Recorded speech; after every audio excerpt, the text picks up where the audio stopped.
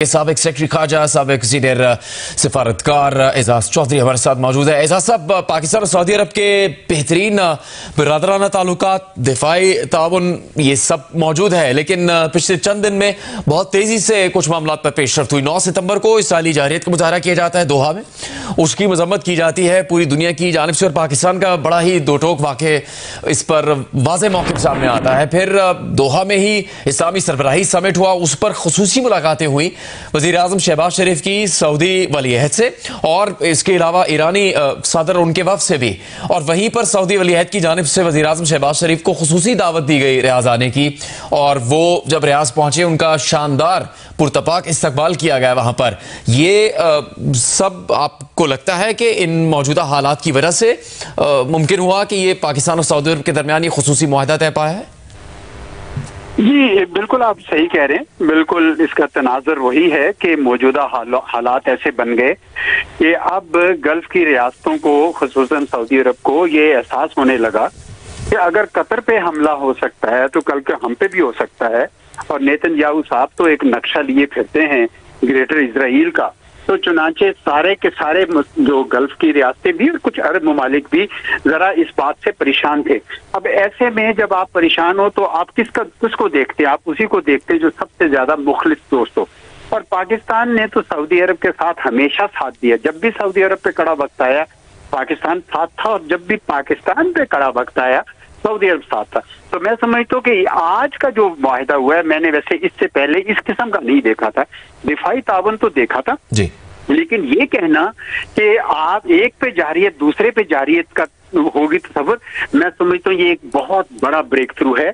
आपको याद होगा कि जब हिंदुस्तान ने पाकिस्तान के ऊपर जारियत की तो उस वक्त कोई इस किस्म की आवाजें, ठीक है, उन्होंने हिंदुस्तान का किसी ने साथ नहीं दिया, लेकिन इससे कोई अगर ऐसा मुल्क साथ हो जाए कि पाकिस्तान के ऊपर जारियत हो तो वो अपने ऊपर तस्वर करें, ये बहुत अच्छा होगा। अगर इसी तरह सऊदी अरब पे अगर कोई जारियत करता है तो पाकिस्तान को पर भी लाजिम है। वैसे भी हम आपको पता है कि हरमैन शरीफैन की वजह से, रोज़ा रसूल सल्लल्लाहु अलैहि वसल्लम और खाना काबा की वजह से हर पाकिस्तानी जो है वो उसके दिफा के लिए, उनके दिफा के लिए खड़ा है। तो चुनांचे मैं समझता हूँ कि ये मुआहिदा मुझे तो हर लिहाज से एक बहुत ही बड़ी पेशरफ्त नजर आ रहा है। मैं समझता हूँ कि तनाज़ुर भी है जो आप सही कह रहे हैं, लेकिन इसमें पाकिस्तान और सऊदी अरब के जो गैर मामूली ताल्लुकात हैं उनका भी हाथ है।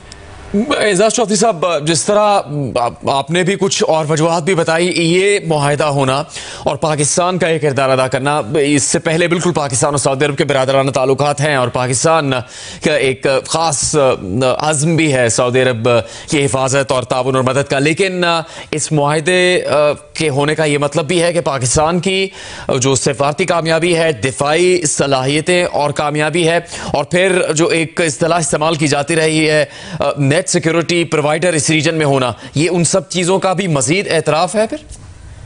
जी बड़ी हद तक जी, मैं यही समझता हूँ कि आपने दुरुस्त कहा, मैं आपकी बात से बिल्कुल मुत्फिक हूँ कि मार्का हक के बाद यानी मई 2025 ने तमाम मुल्कों की पाकिस्तान के बारे में जो राय थी उसको यकसर बदल के रख दिया है।